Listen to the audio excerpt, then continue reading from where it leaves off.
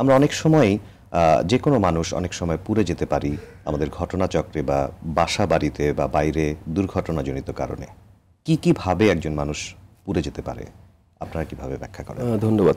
সাধারণভাবে যদি আমরা চিন্তা করি বাসা বাড়িতে আমাদের বার্নের সোর্স কি হতে পারে, একটা খুব কমনলি যেটা আমরা পাই সেটা হচ্ছে হট ওয়াটার, গরম পানি। গরম পানি it's the most common type of swords of injury. সেটা গরম পানির ক্ষেত্রে গরম ডাল হতে পারে, ভাতের মাড় হতে পারে, এনি মানে হট লিকুইড, সেখান থেকে প্রাথমিকভাবে একটা পেশেন্টের বার্ন হতে পারে এবং এই ধরনের প্রেজেন্টেশনই খুব কমন। এর বাইরে যেটা হয় সেটা অনেক সময় আপনার হচ্ছে গ্যাসের চুলার থেকে আগুন লাগতে পারে কারোর শরীরে, বা গ্যাস সিলিন্ডার ব্রাস্ট করতে পারে, সেখান থেকে হতে পারে। তো হাউস হোল্ডস বার্নে মোটামুটি এই দুটো ক্যাটাগরি হচ্ছে খুব কমন। এবং এর বাইরে যেটা হয় সেটা হচ্ছে যে আপনার যদি সোশ্যাল কোনো ভায়োলেন্স হয় সেই ক্ষেত্রে অ্যাসিড বার্ন হতে পারে, বা কোনো ইন্ডাস্ট্রিয়াল হ্যাজার্ড যদি হয় সেখানে কোনো কেমিক্যাল ইনজুরি হতে পারে, বা ইন্ডাস্ট্রিতেও আপনার ফ্লেম বার্ন হতে পারে। বাট মোস্ট কমন প্রেজেন্টেশন হচ্ছে গরম পানি এবং ফ্লেম বার্ন, এই দুটোই মোস্ট কমন। এবং অনেক সময় ম্যাস ক্যাজুয়ালিটি হতে পারে, সেই ক্ষেত্রে বার্ন তো আসবে।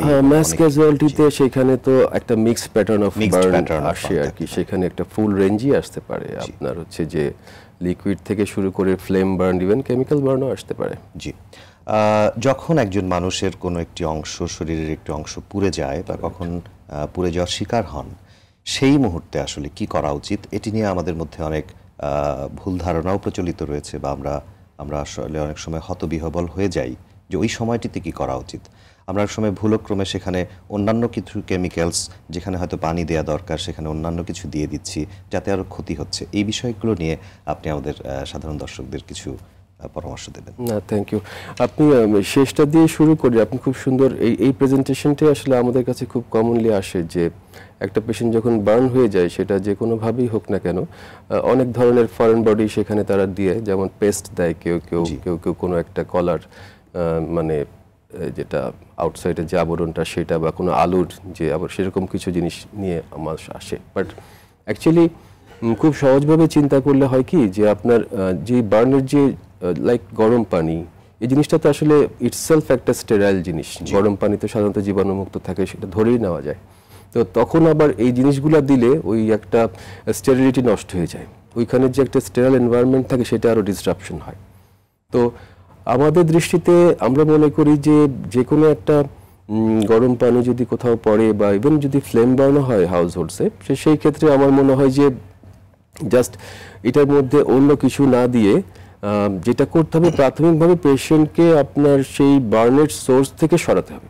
বার্নের সোর্স থেকে সরাতে হবে, সেটা যদি আপনার উৎস থেকে সরাতে হবে। সেটা যদি গরম পানি হয়, সেই গরম পানির থেকে তাকে উইথড্র করতে হবে। যদি আপনার আগুন থেকে হয়, সেই আগুনটাকে থেকে তাকে সরাতে হবে। তারপরে হচ্ছে তার শরীরে যদি কোনো কাপড় চোপড় পুড়ে যায় সেগুলোকে রিমুভ করতে হবে। আর পাশাপাশি যে কাজটা সবচেয়ে ইম্পর্টেন্ট সেটা হচ্ছে কুলিং দ্য এরিয়া, কারণ এরিয়াটা তো অনেক গরম হয়ে যায় বার্নের কারণে, সেটাকে ঠান্ডা করতে হবে। তো ঠান্ডা করার জন্য আবার অনেকে একটা ভুল ধারণা থাকে, অনেকে আপনার ফ্রিজের ঠান্ডা পানি, তারপরে আপনার বরফ, এগুলা ব্যবহার করে। তো সেটাও করা যাবে না, সেই ক্ষেত্রে অনেক ক্ষেত্রে আপনার হাইপোথার্মিয়া হতে পারে। তো যেটা টেম্পারেচার অনেক বেশি কমে যেতে পারে, যেটা ইউজুয়ালি অ্যাডভোকেট করা হয় ওয়ার্ল্ড ওয়াইড, সেটা হচ্ছে যে জাস্ট ট্যাপ ওয়াটার, মানে নর্মাল টেম্পারেচারে সাধারণ যে পানি আছে, সাপ্লাই পানি, সেটা দিয়ে আপনার এরিয়াটাকে কুল করতে হবে। কুল করে তারপরে একটা পরিষ্কার কাপড় দিয়ে যে এরিয়াটা ক্ষতিগ্রস্ত হয়েছে সেটাকে র্যাপ করে তাৎক্ষণিকভাবে যত দ্রুত সম্ভব নিকটস্থ একজন বিশেষজ্ঞ চিকিৎসকের পরামর্শ নেওয়া। এবং তারপরে ওখানে গেলে ওনারা অ্যাসেস করবেন যে কি টাইপের বার্ন কোথা থেকে মানে হলো বা কত পার্সেন্ট হলো, সেই অনুযায়ী ফার্দার তার হসপিটাল অ্যাডমিশন লাগবে কি লাগবে না, আউটডোর বেসিসে ম্যানেজ করা যাবে কি যাবে না, সেভাবে আমরা অ্যাকর্ডিংলি ম্যানেজ করতে পারি আর কি।